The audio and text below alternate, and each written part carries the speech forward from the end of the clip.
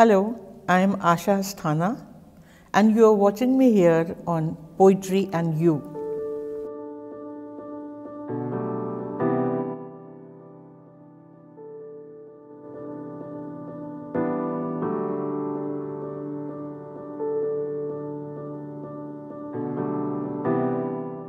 Hello, Namaste, and a very warm welcome. You are watching Poetry and You. This is Shefali Dubey, and we are streaming Abhivyakti, the interview series. So, we have a very special guest today, which is Dr. Asha Asthana. Ma'am, thank you for coming on Abhivyakti. We are really overwhelmed by your presence. Thank you for calling me.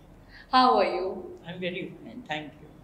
So, ma'am, I would like to ask you. You are doing so much. You are into so many things. You were the professor. You were the ex-principal in CMP. You make poetry videos. How do you manage to do so many things?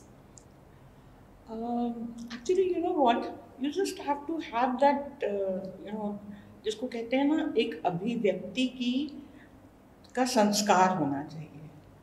And a human being is a bundle of so many values. They've got so much of talent. Every human being is full of talent.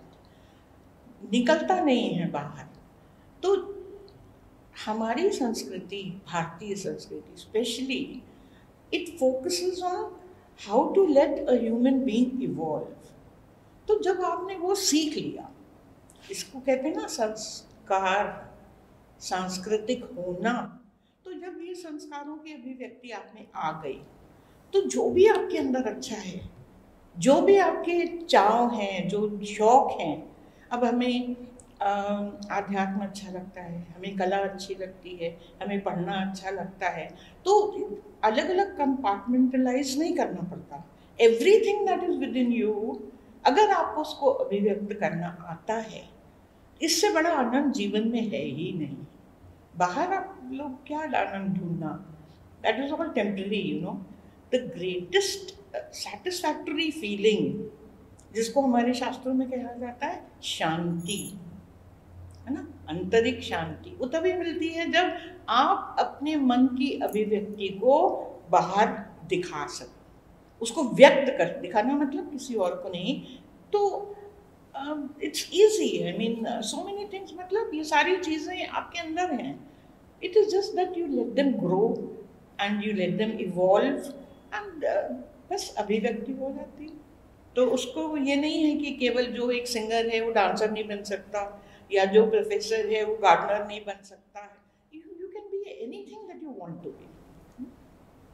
It's easy that way. Ma'am, आप लिखती भी हैं, तो हमने देखा कि आप आध्यात्म पर लिखती हैं. तो आपके हिसाब से आध्यात्म क्या है, और आध्यात्म पर ही लिखना क्यों चुना आपने? You know, like what I said, जैसे होता है ना मैथ्स में, एक वन कॉमन डिनोमिनेटर, सारे चीज़ों का सार सिर्फ जीवन में, सब कला का, सब विज्ञान का, केवल अपने आप को केंद्रित स्थायी रूप से करना है. और हमें लगता है क्योंकि इतने साल सब तुम लोग जैसे बच्चों से सबसे इंटरेक्शन इतने साल रहा, तो व्हाट आई सी इज कि वही बच्चे भटकते हैं या वही केंद्रित नहीं होते हैं. They are not able to focus, they don't turn out to be good human beings because they can not focus on what they themselves are. वो बाहर कि ये गाड़ी अच्छी है, या मेरे पेरेंट्स ने मुझे सुविधा नहीं दी, या उसकी नौकरी बड़ी है, या whatever, you know, they are always focusing and seeing something outside. Adhyatma is one topic, I won't call it a subject, एक ऐसा टॉपिक है. अध्यात्म का मतलब ही होता है कि अपने आप को केंद्र में रखकर to be a good human being. It is different from religion. खाली एक को पढ़ाई का और उसकी थ्योरी जानने का स्तोत्र नहीं है. तो कहने को नाम अध्यात्म है. It is basically, you know, trying to make, and because I have been dealing with youth कितने सालों से, all my youth and my growing period, my middle age I spent with youth. तो उनकी समस्याओं को देख देख के ना मुझे लगता था कोई तो समझाएगा, उनको कोई बताएगा. तो अध्यात्म मतलब ये नहीं है कि आप केवल धार्मिक किताब पढ़ें. एक तो ये वहम अपने दिल से निकाल देना है. अध्यात्म इतनी खूबसूरत सी चीज़ है, जो भी समझने लगता है ना, you become happier, you find so many feel, सब चीज़ दिखाई देने लगती है, a good, a peaceful, happy human being it means. तो उससे अच्छा तो कुछ है ही नहीं ना। जहाँ मौका मिले बताओ, जो भी आपको आता है आप दूसरों से शेयर करो। तो अब writing is one of the ways, एक माध्यम है जो लोगों से कनेक्ट इजीली हो जाते हैं। हमें लगता है आपने हमारे व्यूअर्स को आध्यात्म की बहुत अच्छी मीनिंग दी है, क्योंकि आध्यात्म से आजकल हम आज तक यही समझते थे कि धार्मिक किताबें पढ़ना, स्पिरिचुअल होना। नहीं, spiritual is once again, spiritualism is अध्यात्म, बट स्पिरिचुअल होना इज नॉट रिलीजियस होना। देखो यू आर, बेटा I think you are confusing the two things. Religious मतलब किताबें पढ़ना, आप अपनी वैदिक परंपरा, ये जिसकी जो परंपरा है उसको जाने, उनके आदेशों का पालन करें, उसमें नियम होते हैं। लेकिन spiritual, spirit is what? Spirit is in my soul is in me. तो आध्यात्म क्या है? मैं हूँ। आध्यात्म वहाँ नहीं है, आध्यात्म यहाँ है। If I can handle myself, सबसे बड़ा इंस्ट्रूमेंट तो हमें ये मिला है ना, we must learn how to handle it. तो वो आध्यात्म आपको वो सिखाता है, और इसको हैंडल करने के लिए दोनों चीज़ें चाहिए। देखो, the very fact, I hope I can elaborate on it, the very fact that I am here in this existence means I have come from somewhere. What is that somewhere? Nobody knows. तो हम जहाँ से आए हैं हमको, और लाजमी है कि हम वहीं वापस जाएंगे, तो वो कोई एक सत्ता है, call it whatever you may accept, you may not accept, वो उससे भी कोई फर्क नहीं पड़ता, लेकिन वो कोई एक सत्ता है। और मैं जहाँ पे हूँ, मेरी आत्मा, my soul, spiritualism is I get into my spirit and my spirit has to interact with the surroundings। हमें एक परिवेश मिला है, एक परिस्थिति मिली है ना, उससे इंटरैक्ट करना। तो spirituality, my spirit, my soul connecting there, and यहाँ व्यवहार करना है। तो how beautiful it is, you know, it is living life in a very practical way, in a very happy way, without harming anybody, and being happy within yourself. So ma'am, you have produced poetry videos in both Hindi and English. So it would be great if you tell our viewers what are those poetry videos about. Is it also related to Adhyatma? Yes, some of them are, and but there are various kinds, you know. Some are my expressions, sanctity poetry, like, you know, I wrote for my husband, for my father, or the issues that are existing. तो सब तरीके के हैं, and English and Hindi both, because English was my profession. I have been a professor of English, and Hindi is my first love. Hindi is your first love. Any day Hindi over English, of course, वो अपने आप में सही है। तो there is no question of choosing between the two. Both have got their own space, you know. ये भी ठीक है, वो भी ठीक है। तो जिस वक्त जो चीज़ मूड में आ जाती है, तो कभी स्पेशली कोविड पीरियड में इधर जो सब लोग अंतर्मुखी हो चले थे लोग, तो I am basically a very positive person, you know, so you find the good things around you. लोगों को कैसे सांत्वना देना है, लोगों को कैसे ढाढ़स बनाना है, लोगों को कैसे प्रमोट करना है, तो दे लाइक टू इंटरैक्ट इस तरीके से पोइट्री अपने आप। और पोइट्री होती तब है जब दिल में बहुत गहरे कोई बात बैठी हो ना, और if your vocabulary is good, शब्द अच्छे हों और भाव अच्छे हों, पोइट्री बन जाती है। आपके हिसाब से मैम आर्ट क्या है और क्यों इम्पोर्टेंट है? क्योंकि अभिव्यक्ति के बारे में आपको पता होगा, हमने ये शुरुआत ही इसलिए की है क्योंकि ताकि हम लोगों को आर्ट से जोड़ सकें, क्योंकि जो हमारा आर्ट और कल्चर है वो कहीं ना कहीं लुप्त होता जा रहा है आज के समाज में। तो मैं आपसे जानना चाहती हूँ, आर्ट की इम्पोर्टेंस क्या है? आपको लगता है कि वो इम्पोर्टेंट है, और अगर हाँ तो क्यों? सबसे पहले तो ये समझना चाहिए कि what we talk about art is not only the one odd painting we see somewhere, या कोई आर्ट के नाम पे आजकल तो जो कुछ चल रहा है स्पेशली मीडिया में, टीवी में, it's pathetic, you know. Art एक, हमने पहले भी शायद कहा है अभी, कि एक आंतरिक अभिव्यक्ति है। And the purpose of art is to strengthen you personally.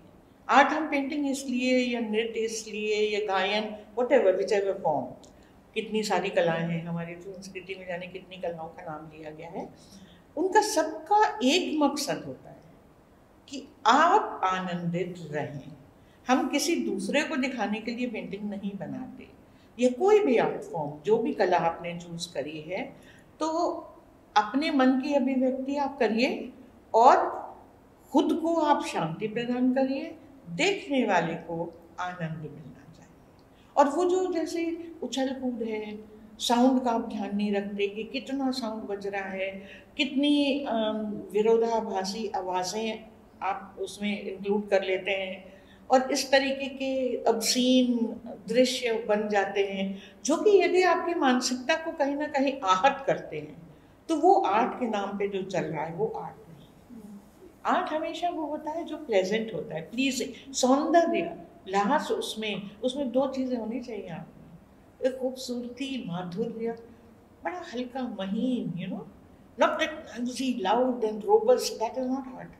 Art होना चाहिए, आजकल जो रैप सॉन्ग्स चले हैं तो इसलिए इस तरीके का आर्ट होना खूबसूरती वाला, तो उससे शांति मिलती है, उससे आनंद मिलता है, उससे दिल प्रसन्न होता है। तो स्वाभाविक है कि अगर ये वाली चीज़ें यदि हम समाज में बिखेरेंगे, लोगों को अच्छा लगेगा, तो सबको आना चाहिए। आपको पता है पुणे में जो इंस्टीट्यूट्स हैं जहाँ ये इसके फैशन के या फिल्म इंडस्ट्री के, फिल्म स्टूडियो, एक्टिंग सिखाने वाले, वहाँ एक सब्जेक्ट होता है एप्रिसिएशन ऑफ आर्ट। हर कोई तो आर्टिस्ट नहीं बनता, लेकिन आर्ट को एप्रिशिएट करना भी तो एक कला है ना। तो फिर आप आर्ट की बात करेंगे तब तो समाज में, हमारे यहाँ बच्चे सुनते ही नहीं अच्छी चीज़, देखते ही, बिकॉज दे डू नॉट, उनकी गलती नहीं है, nobody has told them the value of art. तो आप देखिए, खुद उसको महसूस करिए। एक बीमार आदमी को एक बगीचे में ले जाके बैठा दीजिए, हरी हरी नरम घास है, सुंदर खूबसूरत फूल खिले हैं, art is best seen in nature, उसको आप अनुभव करिए। तो ज़रूरी है कि लोगों को आर्ट का असली मतलब बताया जाए कि क्या art form you can choose, अपने हिसाब से जो आपको पसंद है उसको करिए। हमने सुना है मैम आप कुछ हॉबी कोर्सेज भी कराती हैं, तो अगर कोई आपके हॉबी कोर्सेज में इनरोल होना चाहे, और वो कौन से टाइप के हॉबी कोर्सेज हैं? Well yes, once again I always thought कि hobby once again is a part of art. Hobby का क्या मतलब है? आप कुकिंग करती, कुकरी इज एन आर्ट। आप whatever field you take, like I've been teaching painting, all forms, batik, water, color, glass, whatever it was. तो खूबसूरती है, और हर आर्ट में विज्ञान छुपा होता है। There is a science for every art, उसकी एक टेक्निक होती है, वो सिखाना पड़ता है। Once you get into it, तो I done various courses, like एक ज़माने में फ्लावर मेकिंग का बड़ा जोर चला था, तो जापानीज फ्लावर्स सिखाते थे लोगों को, और आई एम वेरी हैप्पी कि जिन लेडीज़ ने हमसे सीखा, today they are all illustrious great women of the city, अच्छी अच्छी ऊंची पोस्ट पे हैं सब जनी, और उस बात को आज तक याद करती हैं, दीदी आपने वो चीज़ सिखाई थी, मेरे ड्राइंग रूम में सजी है, मैंने अपने बच्चों को सिखाई। It's so good, they also grow with it. Then there was doll making, there was cookery, and even like personality development, how to conduct yourself, where, which place. तो ये सब according to what was the need. आजकल तो खैर I'm not doing anything. So you're not doing it now? No more, because so many constraints, because I keep traveling so much, I'm not in one place all the time. Besides, बहुत कुछ जीवन में कर लिया, I am satisfied with my self, तो आजकल हम नहीं कर रहे क्लासेस। खैर मैम, ट्रैवलिंग की बात करी आपने, तो मैं जानना चाहूँगी, पर्सनल क्वेश्चन है थोड़ा सा, लेकिन कहाँ ट्रैवल किया आपने? All over, specially of course I have gone around the world also with my family, with my husband, we went to so many places, लेकिन India itself has got so much. तो my brother was in the Air Force, he was commanding so many stations all over the world, all over India. So I've been to almost every area, north, east, south, west. जितने भी अच्छे देखने लायक जगह थी, फिर family member जहाँ जहाँ हैं, बच्चे जहाँ जहाँ हैं, लोग जहाँ जहाँ हैं, and then everybody is fun loving, so we plan our trips, and every holiday we are out somewhere or the other, every place is Great. enjoyed. बहुत सारी बातें कर ली मैम हमने आर्ट और कल्चर के बारे में। मैं आपसे फिर ये पूछना चाहूँगी कि how do you manage to serve so many roles and responsibilities in life? Doesn't it feel like an all-time pressure, or do you enjoy doing it? No, I thoroughly enjoy it. In fact, when I'm not into something, that is the time I feel the pressure. See, you have limited time on you, you have limited time on this earth, and there is so much to do. देखो, pressure तब आता है ना when you are looking for acceptance.